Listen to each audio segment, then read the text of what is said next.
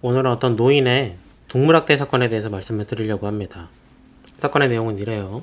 서울 시내에 있는 어떤 그 강가에서 지나가는 시민들이 어떤 한 노인이 나무 아래에다가 개를 한 마리 목을 매달아 놓고 이른바 가스토치로 털을 그슬리고 있다라는 걸 목격했다는 거예요.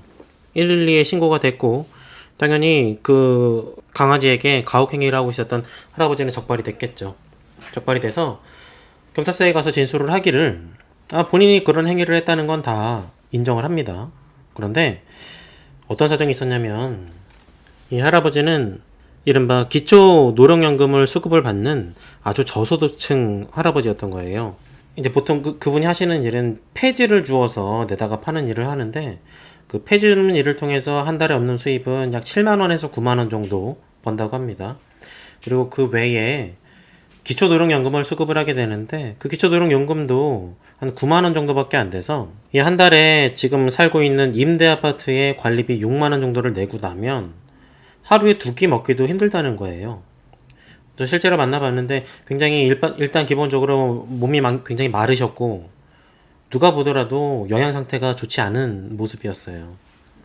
그래서 그분이 말씀을 하시길 나에게 예전부터 당뇨병이 있었는데 이 당뇨병을 치료하기 위해서는 약을 사다 먹어야 하는데 약을 살 돈도 마땅치가 않고 병원에 계속해서 지속적으로 내원하는 것 자체가 본인한테는 이 금전적으로 너무 큰 부담이 된다. 그런데 주변에서 이야기를 들어봤더니 개고기를 먹으면 당뇨에 좋다라는 이야기를 들어서 내가 예전부터 길 가던 강아지를 데려다가 키우던 강아지가 있었는데 내 건강을 위해서 어쩔 수가 없이 이 강아지를 식용으로 도살하게 됐다. 그런데 뭐 길거리에서 이렇게 이 개를 도살을 하는 게 불법인지까지는 몰랐다. 미안하다, 선처를 해달라라고 하는 내용이었어요. 실제로 우리나라 이 동물보호법에는 많은 사람들이 있는 곳에서 이 동물을 가혹한 방법으로 살해를 하면 안 된다라는 규정이 있습니다. 그리고 그 규정을 위반하는 경우에는 2천만 원 이하의 벌금형 또는 징역형까지도 선고가 될 수가 있어요. 근데 이 할아버지 같은 경우에는 그런 내용을 잘 몰랐던 거죠. 내가 지금 몸이 안 좋고 약을 사 먹을 만한 돈이 없으니까 내가 키우던 강아지 안타깝기는 하지만 일단은 내 건강을 위해서 죽여서 먹고자 했었던 거예요. 근데 문제는 일단은 이 범죄 혐의는 인정이 됐기 때문에 형사처벌이 나왔어요. 약식명령으로 벌금형이 나왔는데 총 80만원의 벌금형이 부과가 됐습니다. 근데 80만원의 벌금형이 부과가 됐는데 과연 이 할아버지가 80만원이 있을까요? 80만원의 벌금이 나왔다 한들 이 벌금을 납부할 수가 있을까요, 과연?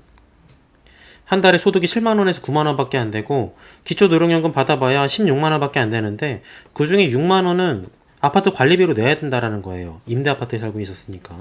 그럼 나머지 10만원으로 한 달 30일을 살아야 되는데 80만원 저축해 놓은 돈이 없을 수밖에 없겠죠. 이분 말씀 들어보면은 파지를 주워서 팔면은 한 달에 7만원에서 9만원 소득이 나온다고 하는데 한 푼도 안 쓰고 그 돈을 다 모아도 적어도 10개월은 모아야지 80만원이라는 돈이 생긴다는 겁니다.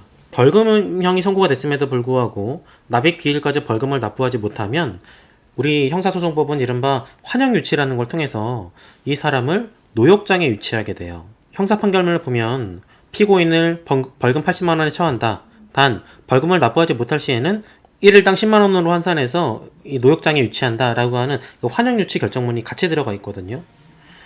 이 분 같은 경우에는 1일당 그 환영유치 금액이 8만원이었어요. 다시 말해 80만원 벌금형이 나오기는 했지만 만약에 그 80만원을 납부하지 못하면 10일 동안 노역장에 유치해야 된다는 겁니다. 노역장이라는 건 구치소 내진 교도소로 출퇴근을 하는 게 아니라 일단 한번 가면 처음부터 끝까지 10일간 징역형과 똑같이 그 안에서 수용 생활을 하는 거예요. 할아버지 지금 굉장히 건강도 안 좋은 상태고 또 당뇨병까지 있는 상황이기 때문에 당뇨병 약도 제대로 타먹지 못하는 상황에서 10일간 징역형을 살다가 건강이 급속도로 나빠지면 실제로 사망할 수도 있습니다.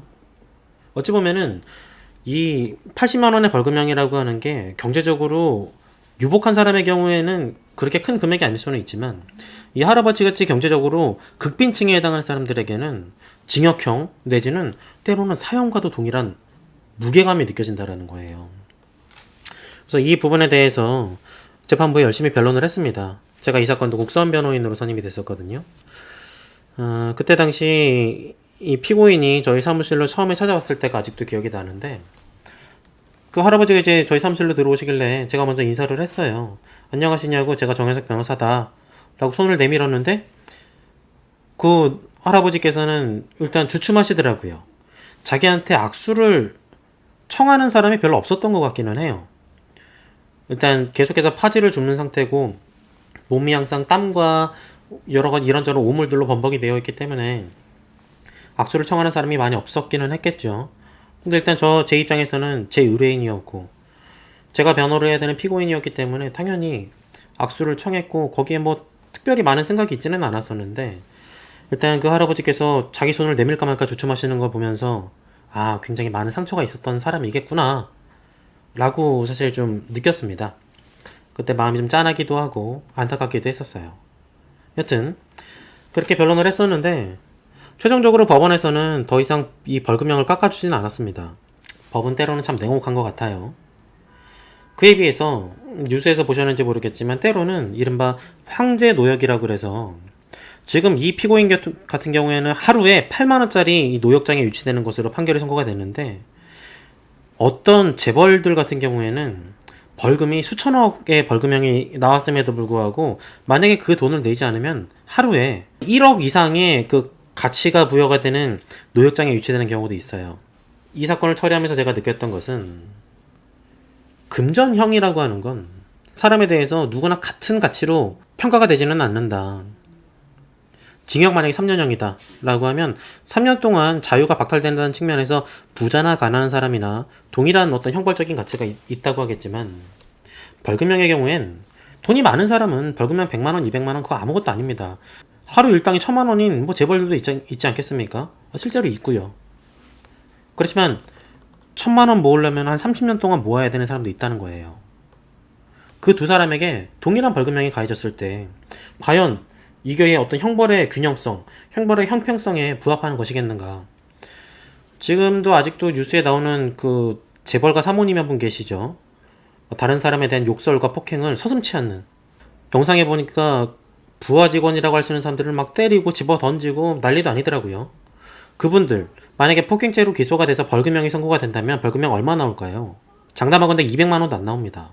징역형은 당연히 안 나오고요. 벌금형이 200만원 나온다고 하면 그분도 하루 일당도 안 돼요. 그렇지만 지금 여기 이 극빈층 노인처럼 한 달에 9만원 정도밖에 벌지 못하는 사람들에게 200만원의 벌금형은 어마어마하게 큰 돈이라는 거죠. 결국에 그 돈을 내지 못할 거기 때문에 이분들은 노역장에 유치가 될 수밖에 없어요. 노역장에 유치가 된다는 건 현실적으로 징역형과 동일하게 취급된다는 겁니다. 왜냐하면 구치소에 가야 되니까, 교도소에 가야 되니까요. 그 기간 동안에 계속해서 자유가 박탈된 상태로 있어야 돼요. 징역형과 동일하죠. 사실 이 노인 같은 경우에는 벌금 80만원에 일당 8만원으로 노역장 처분이 이루어졌기 때문에 벌금이 80만원 나오기는 했지만 실질적으로는 징역 10일짜리의 처분을 받으신 거예요. 이런 점에서 봤을 때 과연 우리나라 법이 모든 이에게 공평하게 적용이 되고 있는가에 대해서는 현저한 의문이 있다. 특히 벌금형에 대해서. 그렇기 때문에 굉장히 금전적인 여유가 많고, 또 금전적인 여유를 통해서 누군가를 우월적 지위에서 괴롭히거나 범죄를 저지르거나 하는 이 가해자들에 대해서는 벌금형으로 처벌할 것이 아니라 징역형과 벌금형을 병과해야 한다 라고 하는 여론들이 나타나는 거예요. 그래서 때로는 그런 이론들도 있습니다. 일정 수준 이상의 경제적인 그 지위를 가진 사람들에 대해서는 노역장 유치 처분을 할 때 그 사람들의 일당에 비례해서 벌금형을 선고를 해야 된다. 이를테면 일당이 10만원인 사람과 100만원인 사람 사이에는 이게 벌금형의 그 무게감이 다르기 때문에, 일당이 100만원인 사람은 일당이 10만원인 사람들에 비해서 10배의 벌금형을 책정을 해야 된다는 거죠. 그런 주장이 있고요. 물론 이러한 주장이 그대로 법률에 반영이 되기는 쉽지 않을 수가 있습니다. 왜냐면 그 사람의 소득 수준이 얼마인지는 정확하게 파악하기가 어렵거든요. 그리고 소득 수준이 그냥 무조건 높다고 해서 많은 벌금형을 선고를 하는 것이 형벌의 균형에 무조건 100% 부합한다고 보기는 어려울 수 있는 사정도 있고요. 이와 같이 극빈층에 대한 벌금형이 얼마나 국민에 대한 형벌의 그 형평성 차원에서 문제가 있을 수가 있는지 한번 생각을 해볼 필요가 있는 것 같아서 이 말씀 드렸으니까 참고해 보세요. 저도 이렇게 국선 변호 사건을 처리를 하고 그러다가 보니까 이런 극빈층의 이 국민들을 만나게 되는 것이지, 실제로 고등교육을 받은 지금 적어도 이 영상을 보고 있는 사람들 입장에서는 대한민국에 여러분들이 상상하기 어려운 수준의 극빈층 국민들도 많다라는 거를 한번 생각을 해볼 필요가 있어요. 저도 몰랐거든요. 국선 변호 사건을 처리하기 전까지는 대한민국에 이렇게까지 가난한 사람이 있는지는 몰랐습니다. 특히 가끔씩 뉴스에서 그런 이야기가 나오죠. 뭐 정부에서 기초노령연금 상향한다, 내지는 뭐 복지 차원에서 아주 극빈층들에게 생활보조금을 매달 일정 금액씩 준다, 5만원 준다, 10만원 준다 라고 한 이야기가 나올 때 대부분 대본에 나오는 비판 여론이, 야 5만원 더 줘봐야 생활이 나아지겠냐, 그거 전부 다 선심성 공약이다, 파퓰리즘이다, 그런 거 하지 말아라, 그런 거 할 돈 있으면 나라에 어떤 도로라도 하나 더 깔아라 라고 이야기를 하는데, 어찌 보면 굉장히 이기적인 이야기입니다. 이와 같이 극빈층의 사람들을 만나보지 않았기 때문에 그런 이야기를 할 수가 있어요. 당장 지금 이 사건의 피고인, 이분에게 한 달에 5만원의 노령연금이 더 주어진다면 이 사람의 삶의 퀄리티는 드라마틱하게 좋아질 수가 있습니다. 왜냐하면 하루에 2끼 먹을 걸 3끼를 먹을 수가 있으니까요. 이틀에 한 번 라면을 먹어야 할 걸 3일에 한 번만 먹어도 될 수가 있다는 겁니다. 나머지는 쌀밥을 먹을 수가 있다는 거예요. 그만큼 대한민국에는 적어도 여러분들이 상상할 수 있는 그 이상의, 그보다 훨씬 초월하는 수준의 극빈층이 있어요. 다만 우리가 보지 않았고 보려 하지 않고 있을 뿐이죠.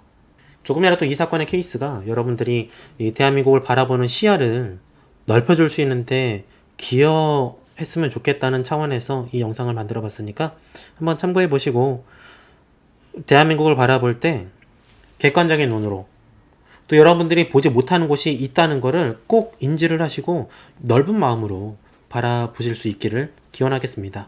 이상 마칠게요.